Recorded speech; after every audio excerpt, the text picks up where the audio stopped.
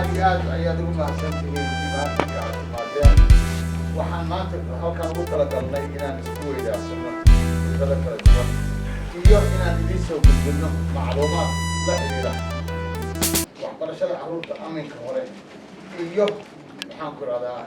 qalinjabinta dugsiyada sare si aan taa u suuragelino ayaa waxaan la hadalnay maxamed maxamuud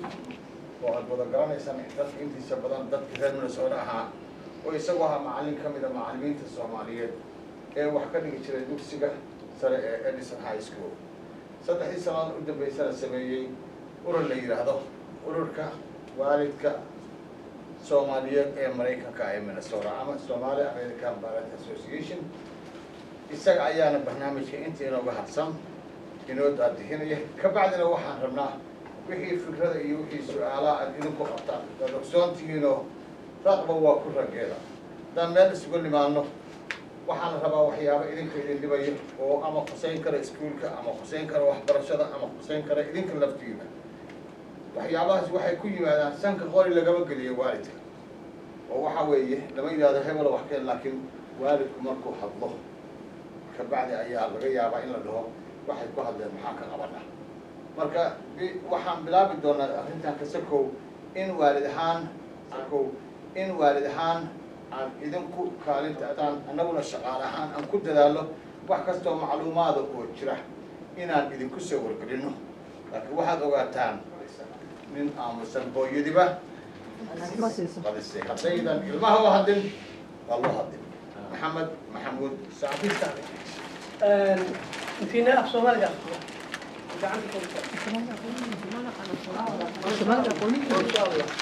وصلنا سقينا كل جيب أراضي ماي وصلنا أراضي أوكي alright حان دورينا إن فرنو بحوي عنير أو الفنسيو أرضعة مركي أفريقيا صوماليا مركي نتشوفني waxbarashada ayaa heli jiray qof walba ma waxbarasho heli jiray dad yar oo kooban oo magaalo yimid ama mataqaanaa ehel magaalada u joogo ama aabihii iyo hooyadii u shaqaynayaan oo magaalooyinka ay qorsan tuulooyinka yara waaweyn magaalada weyn madaxdii waxaas kuway ku joogay unbaa jaaniska u heli jiray marka haddaynu ku qiyaasno muddadaa iyada ah halkii iyo halkan habeen madow baynu gudayna waxa weeye ma jirin wax la yidhaahdo mataqaanaa parent involvement talow kelmaddaas maxay noqonaysaa soomaali maxay ku noqonaysaa waxaan doonaya waxaan saa idiin leeyahay ereybixin inaynu xitaa afka Soomaaliyeed waa la qoray wuu hagaagsanaaday macallimiintii iyo mataqaanaa ardadii jaamacadda ka yara shaqeeyey shaqooyinkii baa markuu isyara taagis yidhi baa burburkii dhacay afkii dib uu noqon totally marka waa adag yahay sahal ma aha marka waxbaa hadda halka ka soo socda ya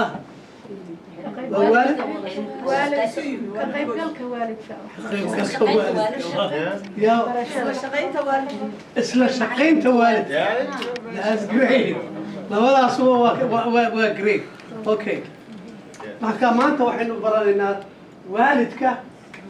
markuu la shaqeeyo dugsiyada natiijooyinkooda markuusan la shaqaynin dugsiyada maxaa dhici doona baynu baranaynaa kaalinta horeysa maxay noqotay cilmi baarid bal hadda qofkee ugu horeynaya qofka ugu horeeya noo akhriyo waa kee inaan ku akhriyo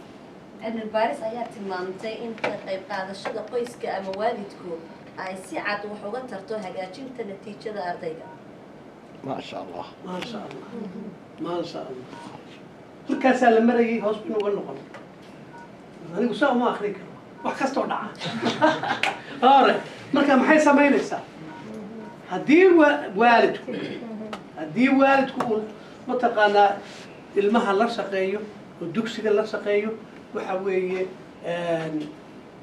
wuxuu gaarayaa natiijo aada u sarreeyaa ilmuhu gaaraya because qof walba dareenkiisaa gelaya aan dib u noqdo haddii aan waalidku iskuulkaa tegin ilmahaaga ka soo qaadba inuu high school dhigto hay ma yimaado waalid uma yimaado consularka saasay isu dul saaran yihiin faylashii oo dhan saasay isu dul saaran yihiin halkaasay ku jiraan waxaa kor soo maraya mar walba consularku uu og yahay oo u yeedhaya oo ilmaha waalidku u yimid marka waxa weeye cilmi baaristu saasay u sheegtay marka hadday sheegtay yaa ka faa'iidaysanaya everybody qof walba waa ka faa'iidaysanaya waalidka ardayga maxaan ku idhaha macallinka qolada ka shaqaysa mataqaanaa xafiisyada maxaan ku idhahdaa community-ga everybody wuu ka faa'iidaysanayaa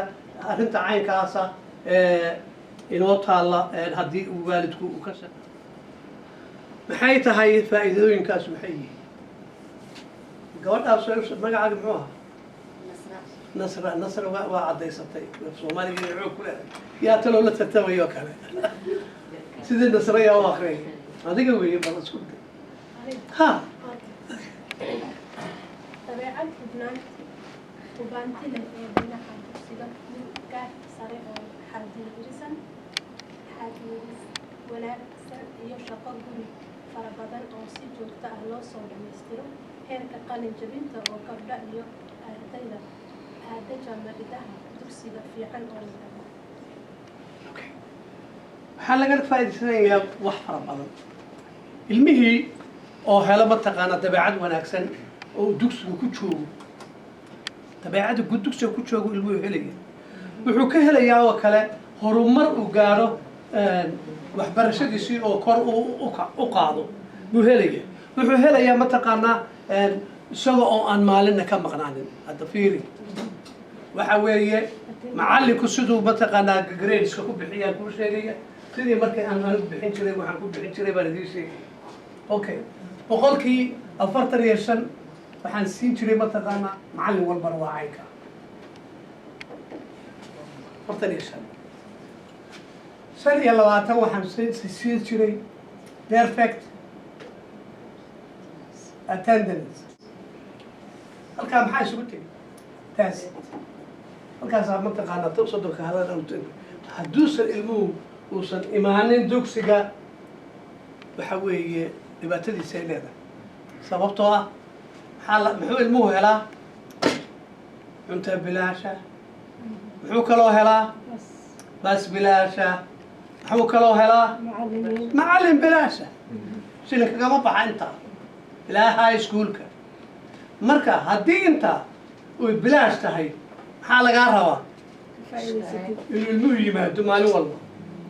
hadduu imaan waayo maxaa dhacaya maxkamad intaa ilmaydaa maqal baan umuhanaya ma maqasheen truancy waa maxkamad okay marka maxaa intaasoo dhan baa wanaagsanaata attendance-kooda maxaa kaloo wanaagsanaada homework-ga uu ardaygu uu ka soo shaqeeyo waayo maalin walba oo la socdaa marka maxaa uu ka soo shaqeynaya yaa daba socda u la haysta waalidkii baa daba socda yaa hadduu yidhaahda ba hadda ka waran homework-gii maya ma haysta maanta waaba run buu sheegay hadduu maalin walba kula yimaado mataqaanaa iskuulkan kaga soo shaqeeyey wuxuu ka faa'iidaysanayaa academic levelka wax la yidhaahdo heer tacliimeedka waalidka intuu joogsan yahay iska daa cid kale oo ana igu dayi jiray ya ma ka soo shaqaysaa markaa wuxuu kaloo helaa wax mataqaanaa inuu helo caawimaad ziyaada ah ilmihii markaa muxuu kaloo helaya gradekiisi oo kor u kaca muxuu ilmihii helaya iyada oo mataqaanaa uu maaragtay high schoolkii collegekii uu gaadho oo kala doorto iyadoo uu galo iskuulkuu ka wanaagsan yahay ya uu mataqaanaa uu doorto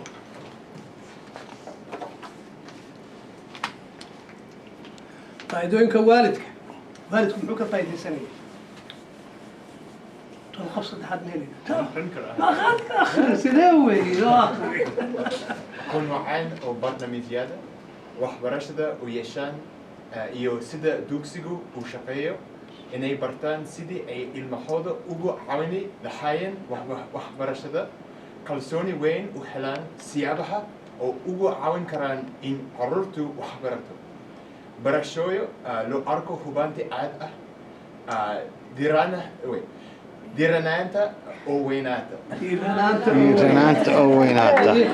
Can you say it in English that last word? Diiranaanta oo weynaata. diiranaanta oo weynaanta Can you say it in English? diiranaanta waa maxay Yeah. Involvement. Oh, involvement, which is increasing. Right? Increasing. Okay. Okay. Waa kaaf Soomaaliga wuu badkaa. Waa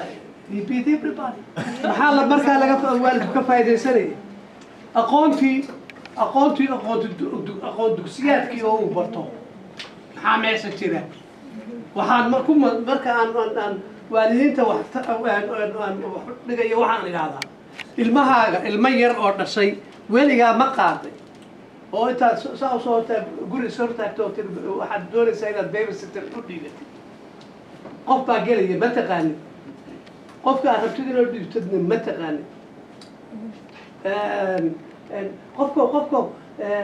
qofka hoos ilmaha gudaha ku jira igu geey ilmaha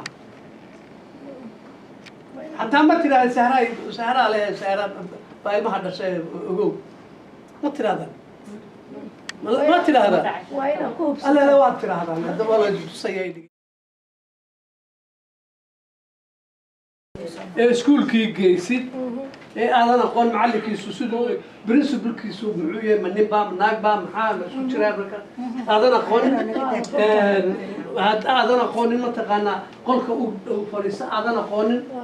oo buildingkaas saabhaay buu dhigtaa adigaday soo taagto tada saax owl buu dhigtaa miyaadan u dhiibin qof waxaadan garanay aqoontaas sida uu u shaqeeyo iskuulaadka uu ka bartaa waalidku wuxuu bartaa mataqaanaa siduu mataqaanaa ilmaha u caawin lahaa wuxuu bartaa siduu mataqaanaa u heli lahaa kalsooni uu ku caawiyo ilmihiisa wuxuu bartaa mataqaanaa siduu u qiyaasi lahaa u miisaami lahaa macallimiinta wax u dhigta yaa ma garatay haddii aad for example aada iskuulka soo geshid waxaa lagu leeyahay joog wariyaa dhegaysaad leedahay joog ma leh af soomaali ku hadal you listen to me school haddaad timaadid oo af ingiriisidaadu adag yahay ku hadal af soomaali afartaada xabee ingiriisida hayso taag waxaa tahay soomaali ku hadal isaga khasab qofkaas ku tahay inuu ku yimaado oo ku yidhaahdo maxaad doonaysaa uu ku yidhaahdo qofku yidhaahdo keeno anigu waxaan rabaa kalaaska ilmahayga inaan fadhiisto ma dhacday galaaskan inta soo galay baan gadaashiisaas iska fadhiistay halkaasaad fadhiisay macallimadii baa ila yaabtay marka horsaasaan iriyo markaasaan layadii salaamo halkaasoo kale aan fadhiistay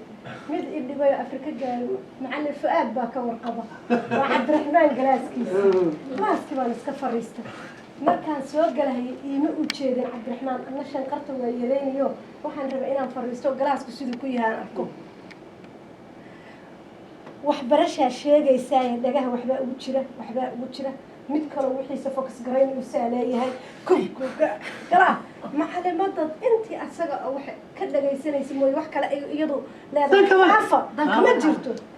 waan iska baxay haddana markaas waxay garatay asagu markaan sii baxayo arkay markaasaan macallimiinta u imid oo waxaan idhi cabdiraxmaan in la ii soo bixiyaan rabaa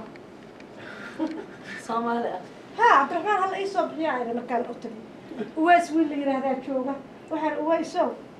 macallimiintan hala ii soo bixiyo cabdiraxmaan ilaa aan macallimiintu iskuulkoo dhan iyo aniga isugu tagnay oo wax qaadi weynay maxay baratay ugu horreysay macallimadaasu inta u dhegaysanayso inay wax u dhegayso marka waxaa la mideeyey maxay keenidii dadka baa la mideeyey maxay noqota u dambaysana maxay noqonaysaa adeegyada markaa taasna waxay kordhinaysaa mataqaanaa adeegyadii loo qabanayay ay kordhinaysaa okay cilmi baarid kalaal markaa soo baxday research of involvement maxaa laga faa'iiday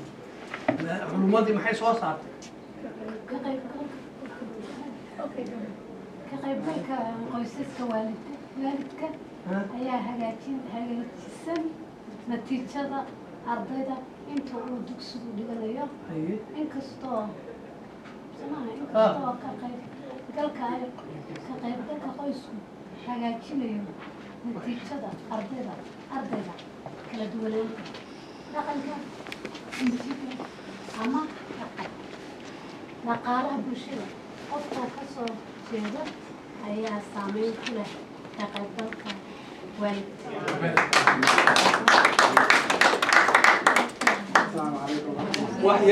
السلام عليكم. حسين باب محي هيتوي ربيعين السلامة. وحنا رجينا يا وكم معي محي هيتوي معلقة أنا كجوجي لكن علمنا أنتي نبضن.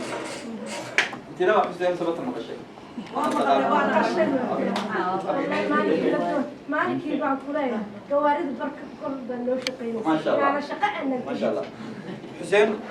wuxuu ku jiraa Minneapolis Public School Sport. waa loo soo dartay wada ogtihiin sanadkan marka codkiina uu yaalaa public schoolska Minneapolis Public Schoolska waa ogtihiin sportka waxay qabtaan sharciyada iyaga dejiya basaskan wax badan anigu waalidan ali Cabdiraxmaan inta badan la shaqeynaa wax badan waxaan maqalnay basaskan maqalnay soonakaan maqalnay dhibaato ka haysato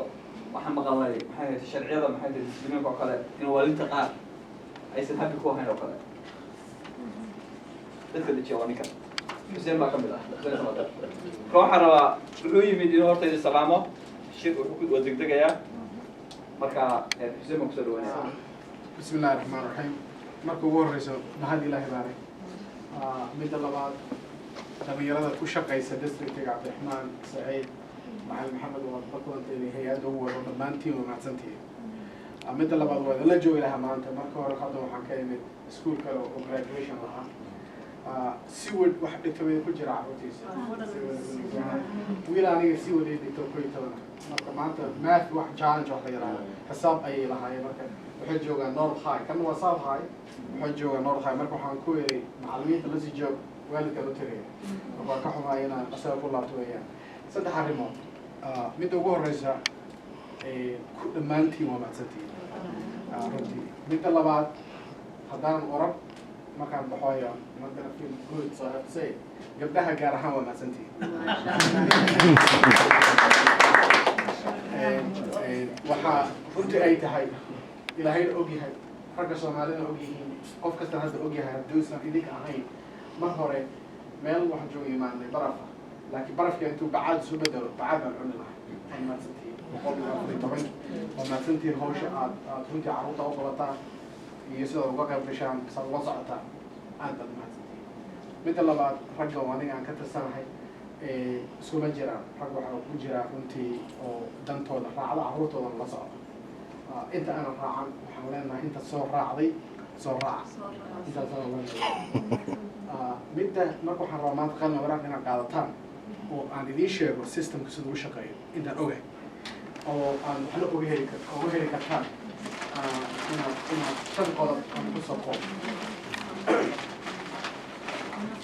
midda ugu horeysa meeshii aan ka imanay waa ka duwantahay meeshaan waxaa wax lagu qaataa ama lagu kala baxaa waa qoraal hadal waa dhamaaday nin Faisal la yiraahdo maanta soo wacay Faisal ma joogaa yarta Faisal telefoon gacanta iga soo wacay oo Cabdiraxmaan ka soo qaatay telefoonka uu baa u dhigtay halkan oo 11 grade sababta marka Faisal ma soo qaato wax kala ma ahay saaka ayuu soo wacay wuxuu yiri wiilna wuxuu ii dhigtaa halkan South High wiil kalena wuxuu dhigtaa iskuulka Brad marka Faisal wuxuu yiri issue waxaa jira basinka la xiriira qodobadaan aan sameynay marka ugu horeysa waxaad ogaataa aan ogahay isku raacsannahay haddii annaga luuqadii aanu la nimid ama kuwa halkan nagu dhashay haddii aysan af Soomaali baran waxay noqonaysaa wax weyn oo naga tegay ama sidee doonta wax ku barato ama iskuul lagu barto ama guriga lagu baro ama axad ha la baro ama sabti ha la baro idinkunba waalidka iskale go-aanka idinku taala sababtoo ah luuqad dhaqan intaa qani ah oo intaasoo fac ka fac soo jirtay inaan ka tagno ma wanaagsan mararka qaarkood dadkeena xitaa iyagoo waaweyn ku yihiin aniga dagaalka markuu dhacay 21 sano jir 22 markaasaan jaamacad ka baxay dadkeennii weliba soo qaxay markii 20 ay ahaayeen yaa mararka qaarkood luqadii ka hoos baxaysa cunug yar halkan ku dhashay maxaad moodaa haddana saas ay tahay haddii luqadaas aan hayn weyno astaan kalmay samaha kale oo dhan waa soconaya laakiin midaan soconayn waxay tahay luqadda ma soconayso waxaad doontaan sameeye inaad ogaataan waxaa kaloo marka idinka rabaa districta markaad tagtaan haddii aad u aragtaan luqaddu inay ay tahay in la xafidiyo oo la haysto inaad district u sheegtaan waxaad tidhahdaan waxaan doonaynaa luqadeena in la dhigo in kor loo qaado intaa keliya idinku oranaysaa sida loo sameyn lahaa dadka macallimiinta technicianska technicalka ayaa hawshaas qabsanaya laakiin idinka markaad tidhahdaan ogaada waxaad tihiin waalidkii meesha wuxuu waalidka rabo la sameynaya waxaana waalidka uusan rabin waxa kala dhan waa hadal ma shaqaynayso waa midda ugu horeysa midda labaad aan raba idin sheeg waxay tahay systemka lagu shaqeeyo waxa ay tahay dadka districtiga aan u qabanno ama la dhegaysto warkooda waa dad ama la dhegaysto warkooda waa dadka wax soo qora maxay soo qora marka tusaale idin siinaya qof ayaa waalid ah oo wuxuu yaqaanaa systemka wuxuu rabaa inuu wax ka sheego iskuulka ama baska ama wax waxaynu ka yidhahdo wuxuu tegayaa online wuxuu fiirinayaa website-kii wuxuu helayaa superintendent emailkiisii iyo board memberskii email aad u qurux badan buu soo qoraya wuxuu leeyahay anigoo hebel hebel ah oo magaca waalidka la yidhaahdo waxaa laba cunug ii dhigataa dugsiga so maanta waxaa idiin soo wacay oo aan rabaa inaad wax ka qabataan arrintaa iyo arrintaa iyo arrintaa aniga keliyayna maaha dhibka aniga aan qabo ayay qabaan oo markaan is aragnay oo aan ka wada hadalnay waxaan isla garanay dhibkaan aniga iguma koobneen inuu baahsan yahay sidaa darteed haddii aad tihiin guddiga iskuulka waxaan idinka rabaa xaaladda in wax ka qabataan marka isla marka waxay u gudbinayaan qoladii maamulka superintendent iyo dadka la shaqeeya waxay leeyihin arrintan maxaa ka jira marka ugu horeysa kow maxaa ka jira marka labaad markaad ogaataan lagu soo warceliyay sida loo xalin lahaa soo ma garan now districtiisa la socotaan soomaalida waxay tiraahdaa dheriga marka wax la kariyo qofku u dhawaa lafta kale inaad ogaataan waxay yihiin magacooda iyo waxay qabtaan in qofka lagu qiimeeyo shaqada carruurta ugu qabto inaan lagu qiimeyn degmada uu ka yimid beesha uu ka tirsan yahay inuu cirka ka soo dhacay diinka inaad ku qiimeyso oo keliya qofka subaxii shaqadiisa marka uu yimaado carruurta iskuulka joogo afka soomaaliga ku hajir ogaada haddii ka idig aysan ahayn aniga lama doorteen ogaada macallimiintana oo soomaali ku hadlaya dibnimada ma joogay marka qaarkood dadku waxaa laga yaabaa inay meelo isku dhaqaanaan haddii marka soomaalida aysan jirin annaga ma jirta soo xagarta the only way aan u jiri karno waxa ay tahay in dadkaagu ay wax noqdaan markuu qofkaagu wax noqdo dad wax noqon waxaa la jeedaa inaad ku qalaataan macallimiinta inay wax noqdaan laakiin iyagana aad accountable ka dhigtaan inay wax idin qabtaan maxay taa weydiisaan arrintaan ayaad haysatay maxaa ka qaban marka macallinka waxaa usoo deganaysaa in cabdiraxmaan uu joogo inuu isaga la hadlo cabdiraxmaanna inuu la hadlo maamulka idinkana maamulka iyo aad la qoraysa waxaa la leeyahay war dadkan yaa systemka pakistan si waxa la leeyahay xaq mid dal ka soo qayliya mid washington ka hadla mid roosevelt ka soo hadla mid wellston ka soo hadla mid seward ka hadla mid maxabrad ka hadla mid merrill ka hadla maamulka waxaa leeyahay war dadkan arrin xisba la keenan maxaa arrinta taas waa mid qabata issue marka ka hadlaysaa magaca sheegtaan meesha degan tahay carruurtaada marnaba waa sheeg waxaa kala baranaysaa inta dayaysa taasoo midda xigta kale waan rabaa inaan sheego weliba dadka soomaalida aan garanaya ismaac un garanta waxa ay tahay annaga siyaasaddeenu waxay noqotay adduunyadeen oo 20 sano ugu dambeeyey waxaa lagu xalliyaa qori meeshaan kama duwan qori lama soo qaato nooya xisaan kala qoryo lama wado dhibaatooyinka iyo kuma garaacay soo aan gartin maaha laakiin talinkaa laisugu dhameeya adoo taagan yaa imaanaysaa dara u socota waxaad tegaysaa qofka ugu qaban laakiin wuxuu qasbaysa وين من روح اروح لحظه صوت وانا بطل وقال لي بقرا كل حالتي صح الى دوغاتي waxaad u tagaysid inay marka hore baan si qoran aad marka ka qoran waxaan rabaa xuseen salaamada wala nabadi macaan meesha ka dhig sida in qabatay koob ilaa inta ka qaban anigu waa kameel in qaabo inaan qaado koob iyo laba inta ka qaban ka bax maxaa ka qaban annaga inaan noqono regional لقوكم اللي كسرين أركع وجبوا جد حاضر كذا خذ عنيس سو الحد بيوت بينه هو يوم حقوق لكن بعد كده أردت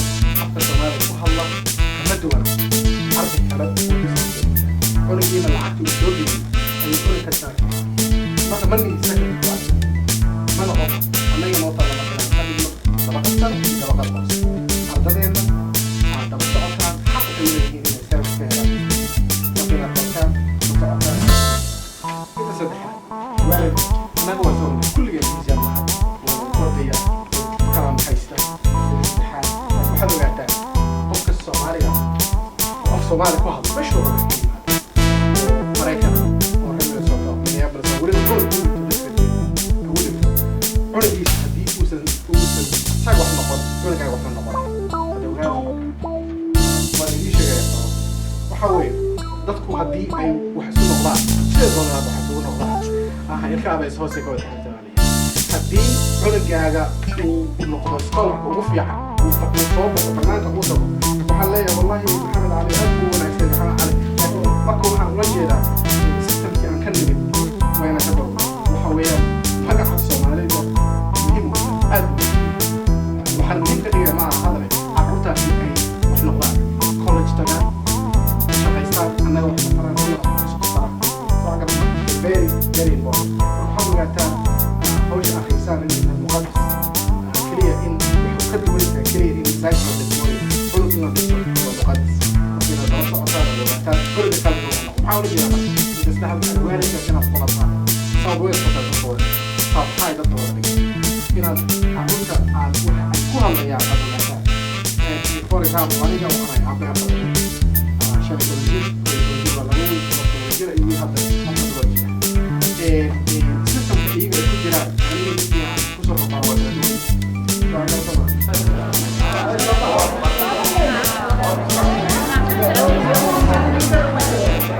There's no more. Yeah, there's 7 people.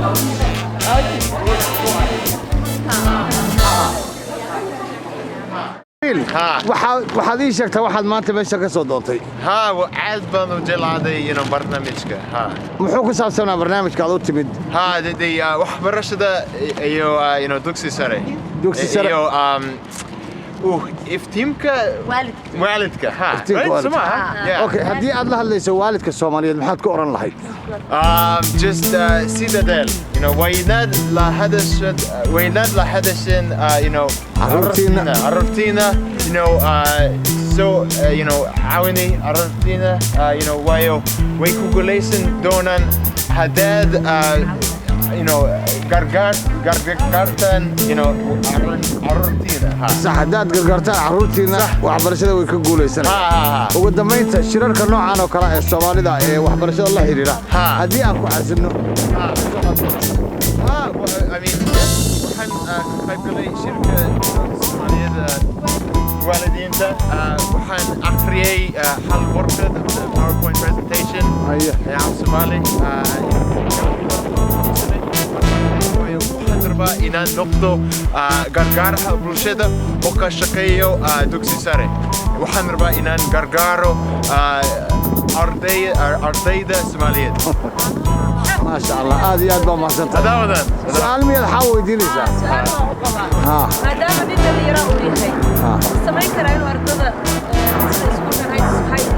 هاي سكول كلام لمده وردده يرada asaga camal ay dhiganayaan ama da'diisa u soo dhow inuu soo booqdo oo u sheego u khudbeeyo oo yiraahdo de wixii ku habboon oo og yahay la wadanka asiga ku dhashay dhaqankiisa fiican u garanay ilmaha Afrikiga iyo inta ku shaqo jiraan ما جوابك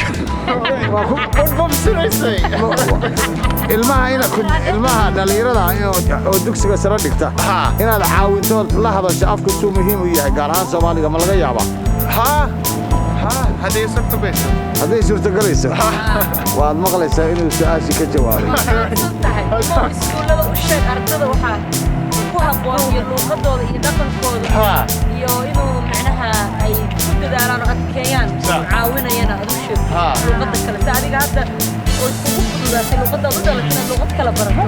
ayagana kugu fududahay maxaa yeelay 5 bilood ku bara luuqada waa farqahay وارون دلوش هذا بدن إنه خلوا بدن مالين وايكو لازم رايكك عم سومالي جودة كوكو مخفينا عف جودة هويو وعم تريسيا سويني برتين دخل جودة سومالي وحالي وكوكا نرجع لعنتي هنا اللغة الصومالي قبرتكم إذا أيجي كل شيء كنتي وأنا كذا هذه وكوكا لتري هنا اللغة الصومالية قبرتكم عتان جلسة